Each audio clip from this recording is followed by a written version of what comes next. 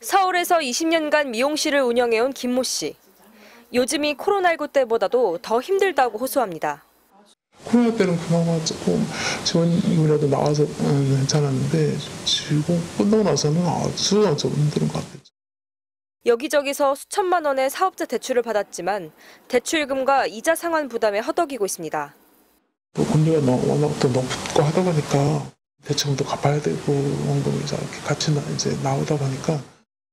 지난 2월 기준 대출금을 제때 갚지 못해 신용보증기금이 대신 갚아준 대위 변제 건수와 금액 모두 1년 전 같은 달보다 2배 안팎으로 증가했습니다. 소상공인 시장진흥공단에 따르면 지난해 소상공인에게 지원된 정책자금은 8조 2천억 원.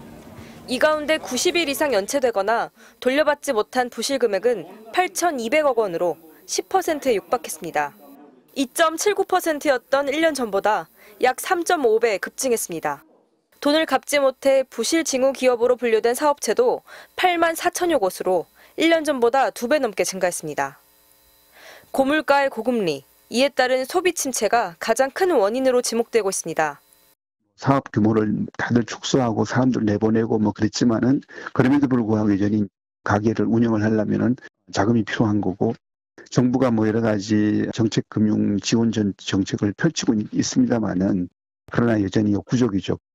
소비 침체는 올해 들어서도 좀처럼 개선될 조짐이 보이지 않고 있습니다. 국책 연구기관인 KDI 집계 결과 명절 영향을 빼고 계산한 지난 1월과 2월의 평균 소매 판매, 즉 상품 소비는 1년 전보다 1.3% 감소한 것으로 나타났습니다. MBC 뉴스 정희인입니다. 경기도 시화공단의 한 공장. 굳게 닫힌 출입문에는 시청에서 붙인 출입금지 안내판이 붙어 있습니다. 지난해 문을 닫았는데 몇 달째 들어오겠다는 업체가 나타나지 않자 관할 지자체가 공장 대신 공원을 만들기로 했습니다. 여기는 24시간을 했거든. 항상 여기 사람이 움직이고 이러니까 근데 저녁 끝나보면은 여기는 뭐라 그럴까 좀 그래. 산업단지 곳곳에는 이렇게 자물쇠로 잠겨있는 공장들이 눈에 띕니다. 공장을 판다는 현수막과 법인 파산을 돕는다는 광고들이 공단이 직면한 현실을 적나라하게 보여주고 있습니다. 실제 파산 신청이 늘었습니다. 올 들어 접수된 법인 파산 신청은 288건으로 1년 전 같은 기간보다 40% 넘게 늘었습니다. 코로나가 한창이던 2020년 1000건을 넘긴 뒤 이듬해 주춤했지만 2022년과 23년 다시 늘었고 올해도 증가세가 이어지고 있습니다.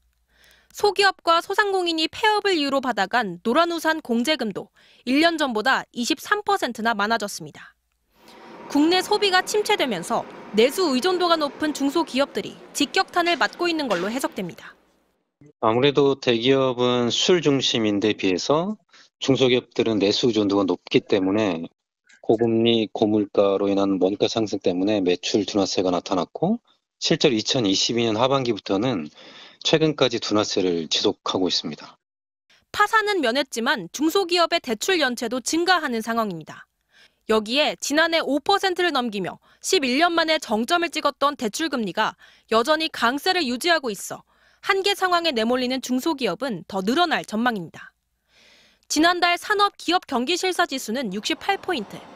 100보다 낮으면 향후 경기를 부정적으로 보는 기업이 많다는 뜻인데 상대적으로 사정이 좋은 대기업은 74포인트, 중소기업은 65포인트까지 떨어져 코로나가 극성을 부리던 2020년 수준에 근접하고 있습니다. MBC 뉴스 김세영입니다. 대출로 인한 고금리 이자 부담에 먹거리 등 높은 물가를 감당하지 못해 한계에 내몰린 채무자들이 법원에 개인 회생을 신청한 건수가 월간 기준으로 역대 최대치를 기록했습니다. 최근 1년간 개인 회생 신청 건수도 전년 같은 기간보다 30.4% 폭증했습니다. 개인 회생은 근로소득 등 일정한 수입이 있지만 당장의 빚이 너무 과도해 지급불능에 염려가 있는 경우에 신청하는 제도입니다. 국회 정무위원회 소속 오기영 더불어민주당 의원실이 대법원과 신용회복위원회로부터 받은 자료에 따르면 지난 1월 법원에 접수된 개인 회생은 모두 12,002건으로 역대 최대치를 기록했습니다. 세월호 참사 충격으로 내수 둔화가 극심했던 2014년 7월 1,489건으로 역대 최대를 기록했던 월별 개인 회생 신청 건수는 이후 꾸준히 10,000건 이하 수준을 유지하다가 금리 상승기를 거쳐 지난해 3월 9년 만에 11,228건을 기록했고 지난 1월 12,000건을 넘긴 겁니다. 지난해 3월부터 올해 2월까지 1년 동안 접수된 개인회생 건수도 12만 4천여 건으로 전년 같은 기간에 비해 3만 건 가까이 급증했습니다.